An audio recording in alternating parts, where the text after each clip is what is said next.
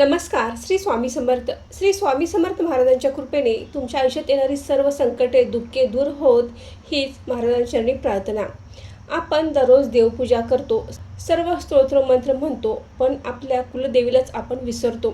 सर्व देवांची पूजा अर्चा करतो, स्तोत्र मंत्र म्हणतो, श्री स्वामी समर्थ महाराजांची देखील आपण रोज सेवा करतो.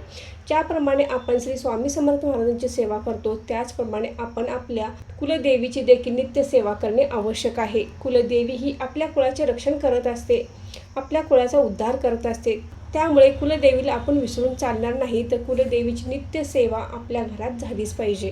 आता बरेच जण म्हणतील की आम्ही तर कुलदेवीची रोज पूजा करतो, म्हणजे आमच्या देवघरामध्ये कुलदेवीचा टाक आहे, फोटो आहे, त्याची आम्ही रोज पूजा करतो. पण सर्व देवांसोबत आपण कुलदेवीचे टाकाची सुद्धा पूजा करत असतो.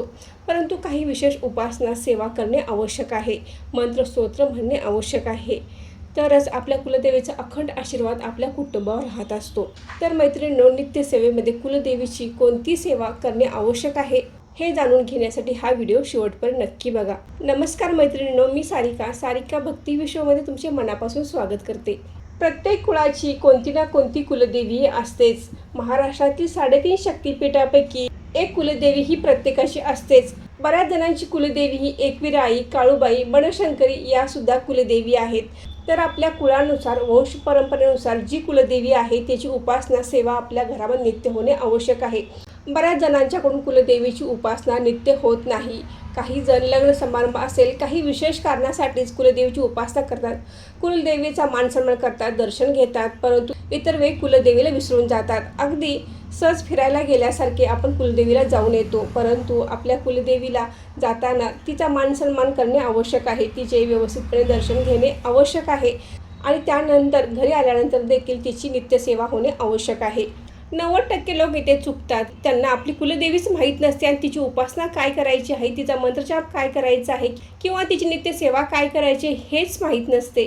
तर बऱ्याच जणांना कुलदेवी माहीत नाही, तर आपल्या कुळाचे जे हेळवी असतात त्यांच्याकडे आपली कुलदेवी, कुलदैवत यांची पूर्ण माहिती असते. तर त्यांच्याकडून तुम्ही ही माहिती घेऊ शकता किंवा तुमचे जे भाऊबंद असतील तर त्यांना तुम्ही विचारून तुमची कुलदेवी कोणती आहे याची माहिती करून घेऊ शकता.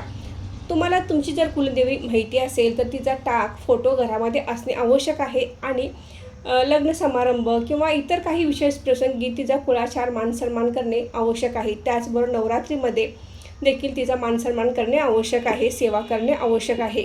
त्याचप्रमाणे वर्षातून एकदा तरी सहकुटुंब कुलदेवीच्या मूळ पीठावर जाऊन तिचे दर्शन घेणे आवश्यक आहे. पण एवढेच करून चालणार नाही, तर आपल्याला नित्यसेवा देखील कुलदेवीची करणे आवश्यक आहे.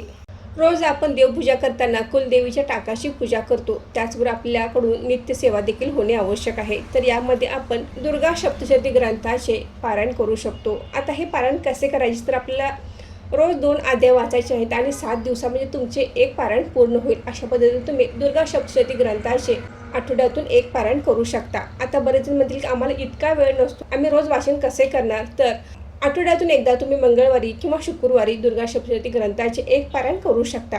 तेही शक्य नसेल तर ज्या दिवशी दुर्गाष्टमी असते त्या दिवशी तुम्ही दुर्गा सप्तशती ग्रंथाचे पारायण केले तरी चालेल. आणि हेही शक्य नसेल तर तुम्ही रोज सिद्ध कुंजिका स्तोत्राचे पठण केले तर देखील चालेल. संस्कृतमध्ये आहे, थोडे अवघड आहे, परंतु एकदा तुम्हाला सवय झाली की तुम्हाला सिद्ध कुंजिका स्तोत्र अगदी तोंडपाठ होईल. तुम्हाला जास्तच अवघड वाटत असेल तर तुम्ही थोडे दिवस यूट्यूबला लावून ऐकू शकता. ते शब्द कानावर पडले की तुम्हाला त्या शब्दांचा उच्चार कळेल आणि तुम्हाला परत ज्यावेळी तुम्ही वाचाल त्यावेळी तुम्हाला अवघड वाटणार नाही. तर अशा पद्धतीने तुम्ही सिद्ध कुंजिका स्तोत्राचे वाचन करण्यास सुरुवात करू शकता. आपल्या कुलदेवीचा मंत्र जाप रोज करणे आवश्यक आहे. बऱ्याच जणांना आपल्या कुलदेवीचा मंत्रच माहीत नाही, तर नित्य नियमाने आपल्या कुलदेवीचा 11 वेळा, 21 वेळा, 51 वेळा किंवा 108 वेळा कुलदेवीचा मंत्रजाप करणे आवश्यक आहे. आपल्या महाराष्ट्रामध्ये जी 3.5 शक्तिपीठे आहेत त्या प्रत्येक शक्तिपीठाचा एक मंत्र आहे. ज्यांची कुलदेवी तुळजाभवानी आहे त्यांच्यासाठी मंत्र ओम श्री तुळजाभवानी देव्ये नमः, ओम श्री तुळजाभवानी देव्ये नमः. ज्यांची कुलदेवी कोल्हापूरची महालक्ष्मी आहे त्यांच्यासाठी मंत्र ओम श्री महालक्ष्मी देव्ये नमः, ओम श्री महालक्ष्मी देव्ये नमः. ज्यांची कुलदेवी माहूरची रेणुका माता आहे त्यांच्यासाठी मंत्र ओम श्री रेणुका देव्ये नमः, ओम श्री रेणुका देव्ये नमः. ज्यांची कुलदेवी सप्तशृंगी देवी आहे त्यांच्यासाठी मंत्र ओम ह्रीं श्री सप्तशृंगी देव्ये नमः, ओम ह्रीं श्री सप्तशृंगी देवे नमा. या शक्तिपीठापैकी तुमची कोणतीही कुलदेवी असेल तर त्याप्रमाणे तुम्ही मंत्र जाप करायचा आहे. त्याचबरोबर तुम्ही नित्यसेवेमध्ये 99 मंत्राचा देखील जप करू शकता.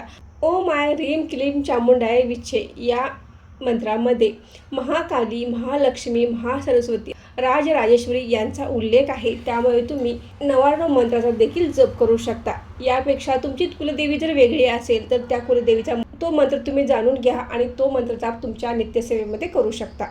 त्याचबरोबर वर्षातून एकदा आपल्या कुलदेवीचा मान सन्मान करणे आवश्यक आहे, दर्शन घेणे आवश्यक आहे. तर या सर्व सेवा केल्या तर तुम्हाला त्याचा चांगलाच अनुभव येणार आहे. जर तुमच्या घरामध्ये कुलदेवीची नित्य सेवा झाली तर तुमच्या कुटुंबामध्ये काय बदल होतो हे कमेंट करून नक्कीच मला सांगू शकता. तर मैत्रिणींनो, आजचा व्हिडिओ इथे थांबवते. आजची माहिती कशी वाटली कमेंट करून नक्की सांगा. व्हिडिओ आवडला व्हिडिओ लाईक करा, शेअर करा आणि सारिका भक्ती विश्व या यूट्यूब चॅनल सबस्क्राईब करा. धन्यवाद.